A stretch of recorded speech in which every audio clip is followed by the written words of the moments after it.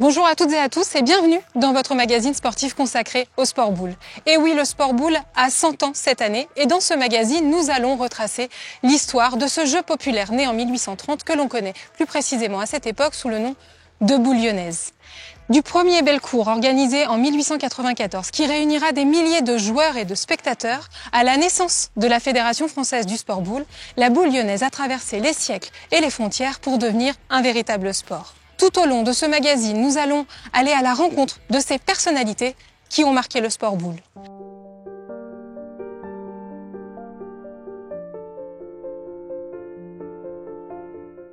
Yves Moreau, bonjour. Bonjour.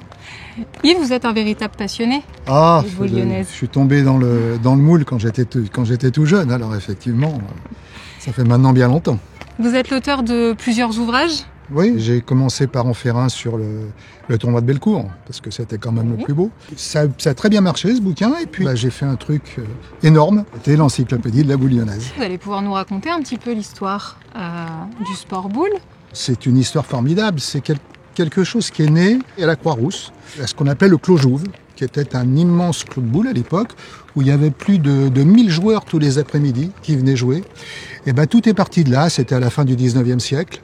Au début du XXe siècle à Lyon, il y avait plus de 10 000 jeux de boules, des terrains. Et je compte pas les terrains privés. Donc c'était quelque chose d'absolument énorme. Au moment de la guerre de 14, ça s'est un petit peu infléchi, bien évidemment. Et puis après, ça a repris avec une force terrible entre les deux guerres.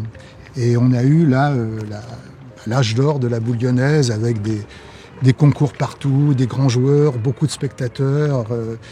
Et on a connu des concours mythiques, comme les tournois de boulistes de Pentecôte, comme les Majors de Saint-Étienne, comme Gap, comme Grenoble, comme Nice. Il faut savoir que la région parisienne était le deuxième pôle de la boule lyonnaise. D'accord. Et qu'il y avait dans la région parisienne énormément de clubs de boules. Et il y avait en particulier le club de l'ASB 12e à la Porte de Vincennes, qui était un des plus grands de France, avec plus de 40 jeux dans le club sur plusieurs hectares. Donc c'est vraiment une très belle histoire. Et c'est cet engouement, du coup, le fait qu'il y ait autant de joueurs, qui a nécessité la création d'une fédération. Rien n'était fédéré. Donc il a fallu quand même rendre les choses un petit peu plus... faire un règlement pour que ce soit plus n'importe quoi. Et donc effectivement, les différentes fédérations qui existaient dans les départements français se sont réunies en 1922, donc, puisque c'est le centenaire, pour créer une fédération nationale. Et puis hors de là, évidemment, on a créé les licences, on a créé un règlement et on a créé tout ce qui existe maintenant. Là, la Deuxième Guerre mondiale est arrivée. Oui, tout à fait. Alors là, évidemment, ça a mis un grand coup d'arrêt à l'évolution de la boule lyonnaise. Et là, ça a repris, là encore, avec énormément d'engouement. Puisque le maximum de licenciés, ça a été en 1955, où on a connu vraiment le maximum de joueurs en France, de concours et de passion pour cette boule lyonnaise. Et ça a duré jusqu'à fin des années 60. D'accord. Voilà.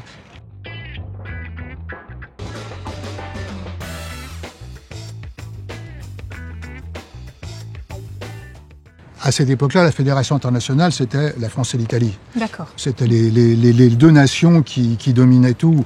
Les autres, ils étaient là pour dire qu'il y en avait. Mais il faut bien reconnaître que le niveau était quand même très faible.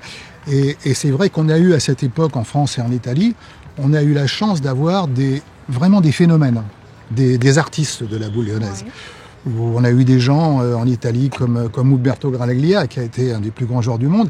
En France, Bernard Cheviette. Et ces gens-là étaient vraiment des artistes. C'est-à-dire qu'ils ont fait des choses qui sont aujourd'hui, qui paraissent extraterrestres. Quand on les raconte à des jeunes maintenant, ils ont du mal à y croire.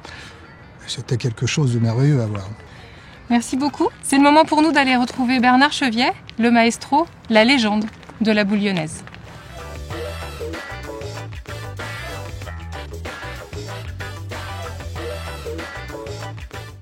Alors Bernard Cheviet, vous êtes 7 fois champion du monde, 12 fois champion de France, 10 fois vainqueur du tournoi Bellecour, ne serait-ce que pour ne citer que cela. Est-ce que vous pourriez nous raconter comment vous avez commencé la boule lyonnaise ? À Tanger, oui, connu. Sur les terrains de Sainte-Foy-les-Lyons. Mon père, il avait un petit restaurant sur la place des Terreaux à Lyon. Et donc, il est venu acheter ce café qui faisait restaurant un petit peu. Et il y avait 4 jeux de boules. À 4 ans et demi, 5 ans, j'ai commencé à courir dans les jeux de boules, à faire du vélo. Donc, j'ai eu une facilité pour apprendre à jouer aux boules, vu que j'avais les terrains de boules avec moi.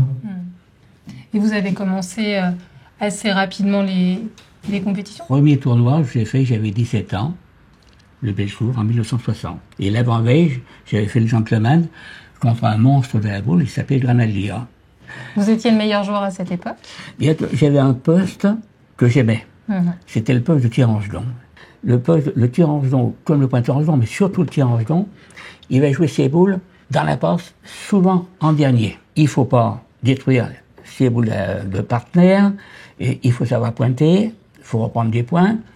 Voilà, c'est ça que j'ai aimé. Je voudrais quand même revenir justement au moment où vous jouiez comme ça, et notamment aux années 70. Vous êtes le premier joueur à être parti jouer en Italie. On est venu me contacter. Il y avait petit embrouille avec Miliarian, André Bouvet, tous mes équipiers et tout. Et puis donc, j'avais goûté déjà l'Italie quelques fois, et j'ai dit pourquoi pas. Bon, il y avait une petite histoire d'argent, mais à cette époque-là, c'était pas encore folichon. Mais j'ai bien aimé les 3 années que j'ai faites là-bas. Les entraînements étaient différents là-bas qu'en France? Vous me parlez d'entraînement. Ah. Je n'étais pas fervent aux entraînements. Non, mais pendant des années, vous faites sur 52 week-ends, à une époque, on en faisait bien au moins une quarantaine à jouer. Assez souvent, on arrivait en demi-finale. Donc on faisait 4-5 parties dans le week-end. Et je pense que j'en avais assez pour ma semaine. Oui. Vous avez été le premier joueur à passer à la télévision. Est-ce que vous vous en rappelez? 1976, c'est le sélection du moment, c'était M. Henri Marty. Il était senior, il habitait Toulouse. Il a été contacté par Pierre Bellemare. Et c'était Aldo Facero, qui était donc membre à l'ACRO chez nous, qui a monté, qui a été mis en place un petit peu le mode d'emploi, comment il fallait faire. Donc, première semaine, c'était du 11 sur 12 à 13 mètres. Après, on rajoutait 1 mètre. Et il fallait taper 12 bouts sur 13, vous voyez, 12 bouts sur 15. Et donc, il y a eu 5 semaines. C'est vraiment un bon souvenir, tout ça. Merci à vous. Merci à vous. C'est cette émission qui va marquer le début de la médiatisation du sport boule. Nous sommes en 1976 avec Bernard Cheviet. 2 ans plus tard, la Fédération française de boule devient la Fédération française du sport boule. Le traditionnel et le sportif vont cohabiter et ça va donner un nouvel élan à la boule lyonnaise.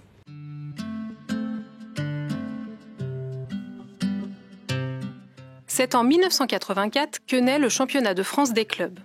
La boule lyonnaise devient un véritable sport. Les joueurs changent de tenue. C'est à cette époque que Jean-Claude Lair, le kiné de l'équipe de France, suggère aux sportifs de troquer la tenue de ville contre le short et le t-shirt et être ainsi plus à l'aise pour jouer. Une vraie révolution portée par le nouveau président de la Fédération française du sport boule, Pierre Desgouttes. Pendant 16 ans, il va incarner le renouveau avec la création d'un label Grand Prix, d'un classement national, d'une division et de compétitions féminines et bien d'autres. C'est sous sa présidence que va naître la Coupe d'Europe des clubs, le championnat du monde espoir ou encore le championnat de tir progressif et de précision. Nous nous retrouvons ici à Vichy, véritable terre de boule lyonnaise, avec Pierre Desgouttes. Pierre Desgouttes, bonjour. Bonjour. Alors c'est le 25 mai 1985 que vous êtes élu président de la Fédération française de sport boule. C'est exact. Est-ce que vous pourriez me dire comment vous en êtes arrivé là? Bien, écoutez, les boules, c'est ma passion. C'est un grand plaisir. Et j'ai été élevé dans les boules par ma famille, qui était bouliste, champion de France également. Et j'ai toujours eu envie de servir le sport, soit comme joueur, et puis par la suite dirigeant. Lorsque je suis arrivé, il y avait eu un événement essentiel pour les boules, la signature de la convention avec le ministère de la Jeunesse et des Sports, signée par Jean-Pierre Soisson, qui était ministre à cette époque. Et c'est mon prédécesseur, Monsieur Luc, qui a signé cette convention. J'ai été confronté à beaucoup de changements qu'il fallait faire, certes. la jeune garde, disons, du comité directeur, qui souhaitait qu'on accélère un petit peu les choses pour que les boulistes deviennent des sportifs. Il fallait aussi préserver la tradition, mais le modernisme a pris la place et nous avons créé de multiples choses. Nous avons mis en place des catégories comme les féminines, les vétérans qu'il fallait maintenir, la formation des jeunes, l'initiation. On arrive dans les années 90, on a l'internationalisation qui arrive et on a les Jeux méditerranéens aussi. Oui. Est-ce que vous pourriez nous parler un petit peu de cette période ? À l'intérieur du comité directeur, un ami, un dirigeant qui est devenu un ami, était aussi le président de la Fédération internationale. C'était mon ami Mimi Lagier-Bruno. Et avec lui, nous avons donc essayé de faire bouger les boules au niveau international.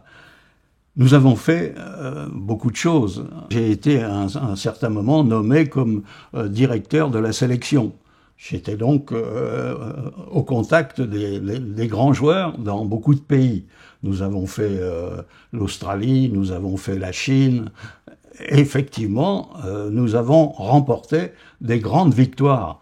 Le championnat du monde à Mâcon, qui a fait bouger les choses, c'est-à-dire que la partie ayant duré plus de 8 heures, le président de la Fédération internationale, qui était M. Sambueli, un Italien que j'appréciais beaucoup, est venu me dire « Président, c'est la dernière fois que vous voyez une partie comme celle-là. » Effectivement, il avait décidé de mettre en place les parties au temps.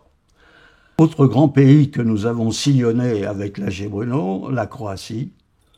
Je me rappelle avoir accompagné une équipe de France qui a joué ses championnats à Dubrovnik. Et là, j'ai vu que cette nation était également passionnée par les boules. Et quand on jouait, nous, les Français, le public ne nous encourageait pas tellement. Et il arrivait même à nous jeter quelquefois les petits mégots de cigarettes quand on était prêt à jouer. Ce qui était quand même assez surprenant. Mais nous étions les plus forts et nous avons gagné ces Jeux méditerranéens avec Bruno Chouvelon et Jeannot Perrier. Et nous étions vraiment ravis d'avoir fait ça et d'avoir conquis ce public qui était au départ un petit peu réticent pour nous encourager. Voilà. Mais c'était une grande période. Nous avons été en Chine pour initier les jeunes Chinois et les jeunes Chinoises. Ces jeunes femmes sont devenues meilleures que nous pendant quelques années. Je voulais revenir un petit peu sur la création des épreuves modernes. Qu'est-ce qui, selon vous, représenterait aujourd'hui le sport boule ? Avec la création de ces épreuves modernes, qui sont des épreuves sportives, jouées par des sportifs, ce que nous avons pu mettre en place avec ce tir progressif en simple ou en double, qui sont vraiment le sommet de ce que l'on pouvait faire, j'aimerais que ça devienne une grande référence de notre sport. Qu'est-ce que vous auriez à dire aux futures générations ? J'aimerais qu'ils retrouvent tout ce qu'on a vécu et qu'ils le mettent en valeur le plus possible dans l'amitié, la convivialité, mais en ayant à l'esprit qu'ils sont des sportifs, des exemples, et qu'ils doivent donner l'envie à tous ceux qui viendront demain, je l'espère en nombre, dans notre discipline. Voilà. Bon, merci beaucoup pour cet entretien. J'ai été très heureux de participer à votre invitation. Cette mutation est indispensable, et petit à petit, le sport boule entre dans la sphère mondiale du sport. Le sport boule entre aux Jeux méditerranéens, puis aux Jeux mondiaux, grâce notamment à Henri Serrandour, ancien président du CNOSF. J'ai fait en sorte que cette discipline soit au programme des Jeux méditerranéens et bien nous a pris d'ailleurs, je peux vous dire qu'on a eu une anecdote extraordinaire, c'est en Italie, à Bari, où il y avait plus de monde de spectateurs sur le sport boule et notamment sur le tir progressif que dans d'autres disciplines olympiques très connues. En 1997, la Coupe d'Europe des clubs est remportée par les Croates de Zagreb, une première pour un pays de l'ex-Yougoslavie. Il faudra attendre 2004 pour voir un club français remporter la Coupe d'Europe des clubs. La Crolion entre dans la cour des grands. Le club la remportera 3 fois sur toute la décennie et signera un partenariat avec le grand club de première division de football, l'Olympique lyonnais. De nombreux joueurs s'épanouiront dans ce club de la Croix-Rousse. Bernard Cheviet y a passé de nombreuses années et repéré de nombreux talents, comme Xavier Majorel et Sébastien Graille, qui ont marqué l'histoire du club. Alors nous sommes ici au Boulodrome des Canuts, à la Croix-Rousse, au cœur de Lyon, lieu emblématique de la boule lyonnaise qui a accueilli pendant de nombreuses années Sébastien Graille et Xavier Majorel. Bonjour. Bonjour. Merci à vous d'être avec nous. Vous avez marqué le sport boule par votre talent et vos titres. Est-ce que vous pourriez nous raconter comment vous avez débuté le sport boule ? Alors moi personnellement, je l'ai débuté dans l'est de la France, du côté de Nancy. Comme quoi la boule lyonnaise n'est pas qu'un sport régional. Les résultats arrivant, je suis arrivé à la Crolion à la demande de Bernard Cheviet, qui à l'époque était quand même la référence du sport boule en France. Et pour vous, ça s'est passé comment ? Alors moi, j'ai débuté dans l'Haute-Loire. Pendant mes études, j'ai fait l'école de boule, une dernière année en junior. Et après, j'ai été contacté aussi, pareil, par la Crolion boule, suite à mes résultats. Et c'est Bernard Cheviet un petit peu qui a fait le forcing pour que je vienne signer à la Crolion boule. D'accord. Et on a fait les tournois de Pentecôte ensemble pour la première fois. 96, non ? Ouais, 96. Donc j'avais ma licence au Puy. Et puis, tout le monde se posait la question, mais qui c'est ce petit jeune qui tire devant Majorel, Cheviet, et qui avait déjà impressionné à l'époque. C'était un très grand souvenir pour moi, et puis c'était un petit peu le démarrage de ma saison. Un souvenir pendant votre carrière, quelque chose qui vous a vraiment marqué, lequel vous choisiriez ? Alors pour moi, je pense que il y a déjà aussi le championnat du monde en 99 à Lyon, c'était mon premier. J'ai été champion du monde de tir progressif. Et cette année-là aussi, j'ai été aussi champion du monde moins de 23, espoir. C'était un tournoi qui avait lieu à Marrakech, Casablanca, qui a été interrompu sur la mort du roi. Et donc, 2 semaines avant, la Crolion boule a repris une semaine avant, a repris le championnat du monde.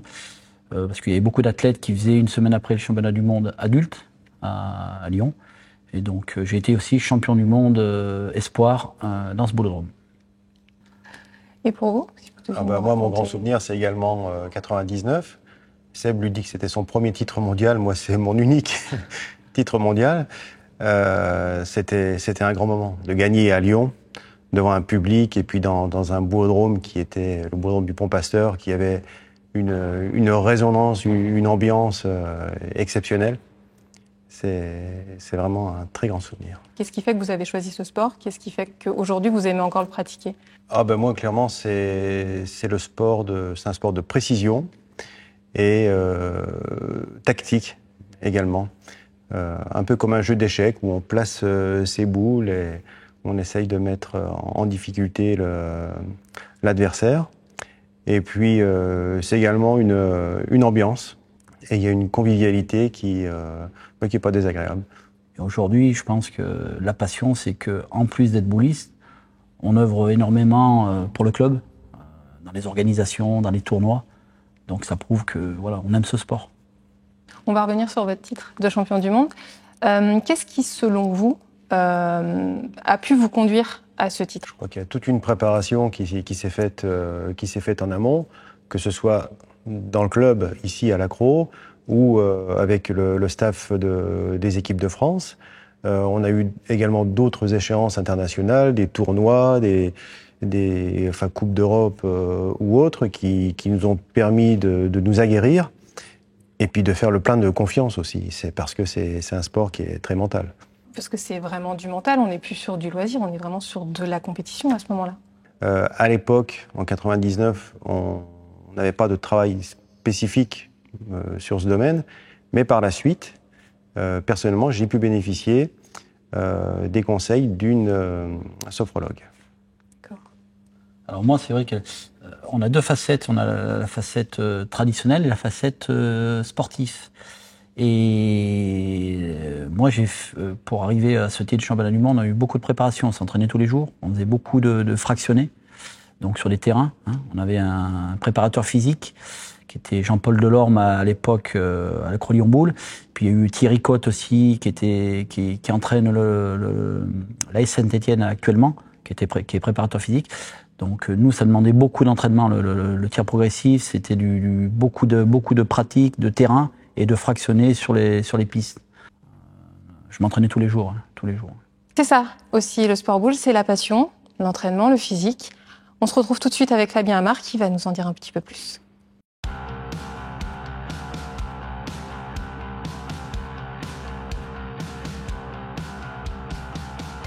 Fabien, vous avez marqué le sport boule avec votre carrière. Est-ce que vous pourriez nous raconter comment vous êtes arrivé dans le sport boule ? Je suis natif de Gap, donc j'ai commencé à Gap et plus particulièrement dans le Champsaur. J'ai fait toutes mes classes, on va dire jusqu'à 18 ans, dans ce club formateur. C'est là où ça s'est bien passé pour moi, ou dans un premier temps sur Gap, où j'ai fait 3 ans en élite. Après, je suis parti dans un autre club qui était encore un peu plus haut niveau, 2 ans à Montélimar. Et puis maintenant, ça fait 20 ans que je suis ici dans ce club à l'Accro. Et est-ce que vous vous souvenez de votre premier titre ? C'est un petit peu particulier parce que je l'ai acquis avec Sébastien Graille, qui aujourd'hui est également ici à l'Accro Lyon. À l'époque, on jouait pas dans le même club, on se connaissait pas trop. Ça a commencé, c'était en 2006, à Rijeka. Donc c'était l'épreuve du tir en relais. Et c'est vrai que pour moi, Sébastien, c'était le monument du tir, des tirs sportifs. Et gagner avec lui, ça avait une saveur particulière, on va dire. Donc Fabien, aujourd'hui, vous êtes entraîneur national. Vous vous occupez des jeunes, des seniors. Comment vous en êtes arrivé là ? Au départ, c'était pas prévu comme ça. Je travaillais dans l'administratif à la fédération. Je m'occupais du championnat des clubs. Donc ça fait 15 ans maintenant que je suis salarié de la fédération. Et dans mon évolution, en fait, quand j'étais sportif de haut niveau, j'ai eu l'opportunité de passer le brevet d'État. Donc j'ai réussi mon brevet d'État premier degré. Et le DTN, en 2017, m'a proposé donc le poste d'entraîneur national des jeunes, catégorie jeunes. Puis le cours de la vie, on va dire, le changement de président, l'effet Covid a fait que j'ai en charge depuis 2 ans également les collectifs seniors masculins et féminins. Je me sers de mon acquis de passé sportif pour essayer de donner cette expérience acquise aux athlètes en général. Je me sers également de l'expérience d'entraîneur d'autres sports. J'essaye de m'enrichir d'expérience de grand entraîneur, quoi, pour essayer d'apporter ce qu'on peut faire de mieux aux athlètes. Qu'est-ce qu'il faut aujourd'hui pour être athlète de haut niveau ? Il faut beaucoup d'entraînement. Donc ça, c'est la première des choses. Et puis beaucoup de confiance en soi. Donc nous, on est là pour les mettre dans les meilleures conditions, en fait. L'idée, c'est ça, c'est qu'ils puissent s'exprimer du mieux possible quand ils sont sur le terrain. Et comment vous faites concrètement ? Vous organisez des stages ? On organise tout au long de l'année des stages, des regroupements, des rencontres avec des nations étrangères pour les confronter. Après, nous, il faut qu'on fasse des choix en fonction des athlètes qui nous semblent les plus opportuns pour évoluer sur la compétition majeure de la saison. On fait une planification en début de saison avec, on a un petit staff là au niveau de la Fédé, avec Stéphane Pinjon qui s'occupe de la prépa physique et puis Jean-Yves Perronnet qui est le DTN. Donc tous les 3, on travaille ensemble pour planifier comme il nous semble mieux pour que nos athlètes arrivent au top sur la compétition majeure, en fait. Et depuis, du coup, votre époque, vous, de joueur, est-ce que vous avez le sentiment que le sport boule a évolué et qu'il faut leur apporter des nouvelles choses ? Oui, le sport boule a évolué par ses épreuves. Il y a notamment l'épreuve du tir progressif à 3 cibles qui n'existait pas à mon époque. Moi, c'était sur du 6 cibles. Voilà, c'est une épreuve complètement différente où il faut aller... L'aspect conditions physiques a encore plus d'importance qu'avant. Donc, mais bon, d'une manière générale, ce que j'ai vécu en tant qu'athlète, les athlètes le vivent aujourd'hui. Voilà. D'accord. Merci Fabien De rien. pour cette interview. Le sport boule a su trouver sa place au niveau mondial, notamment avec les féminines qui ont marqué les Jeux méditerranéens, les Jeux mondiaux, les championnats d'Europe et du monde avec de nombreux titres. Le sport boule se diversifie. Il entre dans les écoles et propose des initiations scolaires et périscolaires. En 2012 se tiendra le premier championnat de France de sport adapté. Il y a une vraie montée en puissance avec les Jeux paralympiques. La FFSB est d'ailleurs la première fédération à acquérir la délégation d'État du sport boule adapté en 2022. Dans certains clubs, les activités bien-être et santé ont un écho de plus en plus grandissant. Dans d'autres clubs, se créent des sections de baby-boule. Le sport boule, c'est le sport idéal pour la motricité, la coordination et l'équilibre. Le sport boule, c'est un vrai sport, complet, avec ses champions qui se succèdent. C'est un vrai investissement. Barbara Bartet est la meilleure joueuse de cette dernière décennie.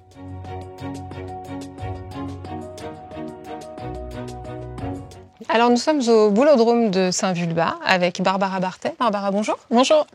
Vous êtes la détentrice de nombreux records, nationaux et internationaux. Est-ce que vous pourriez nous dire quel record vous avez ?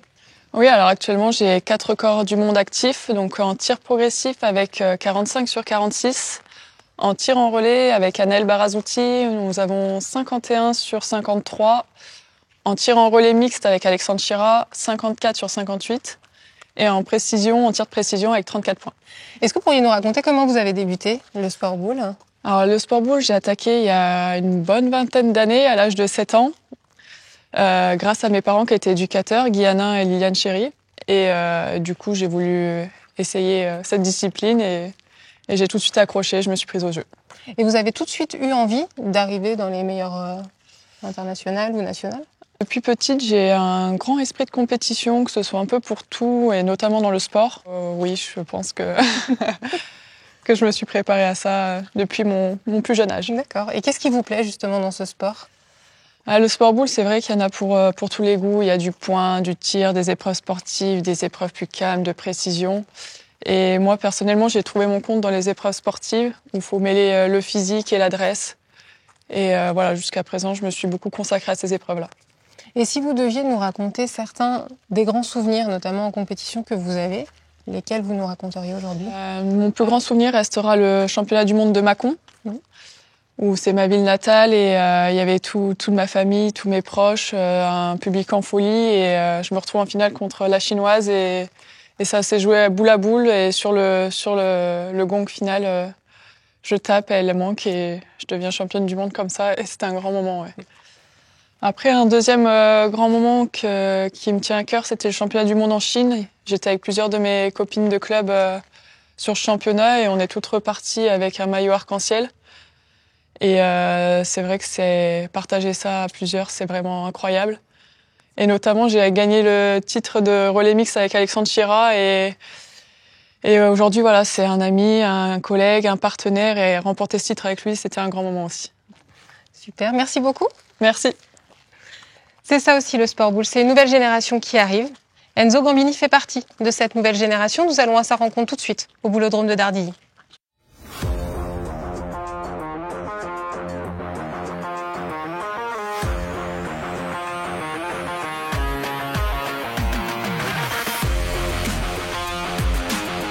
Bonjour Enzo. Bonjour.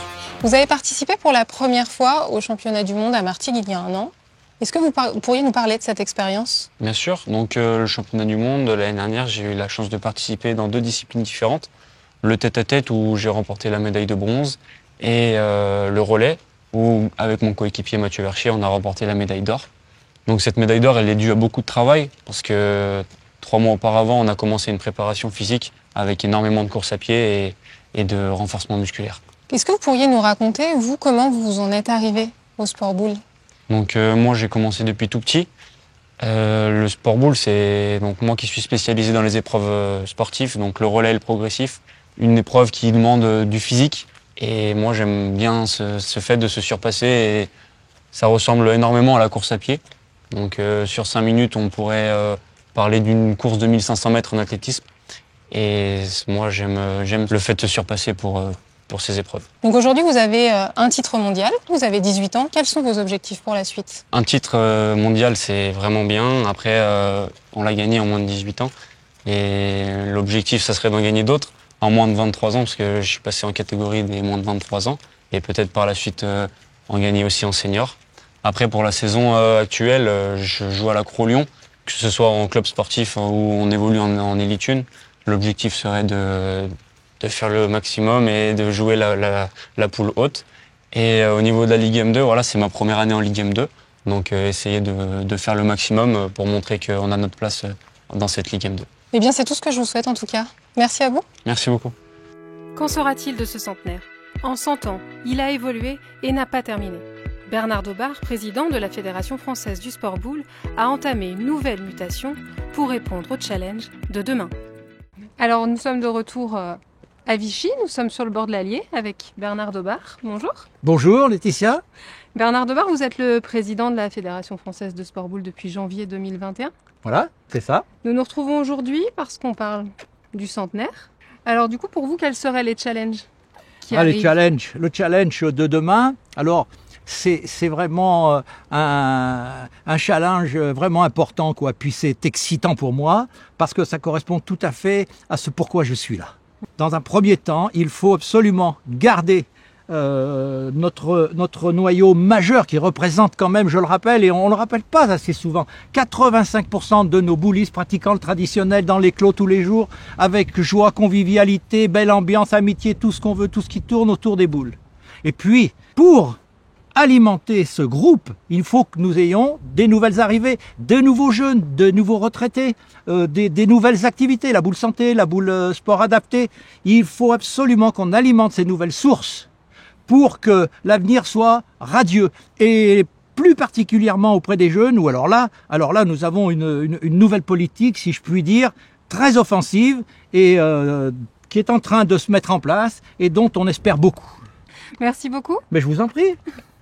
Et voilà, c'est la fin de notre magazine consacré au centenaire du sport boule. 100 ans, et pourtant, il n'est qu'au début de son histoire. Chaque année, ce sont des centaines de jeunes qui s'inscrivent dans les clubs et certains d'entre eux veulent marquer le sport boule de leur empreinte. C'est cette nouvelle génération motivée qui est en train d'écrire l'histoire du sport boule. Merci à tous de nous avoir suivis. Quant à moi, je vous dis à très bientôt pour un nouveau numéro.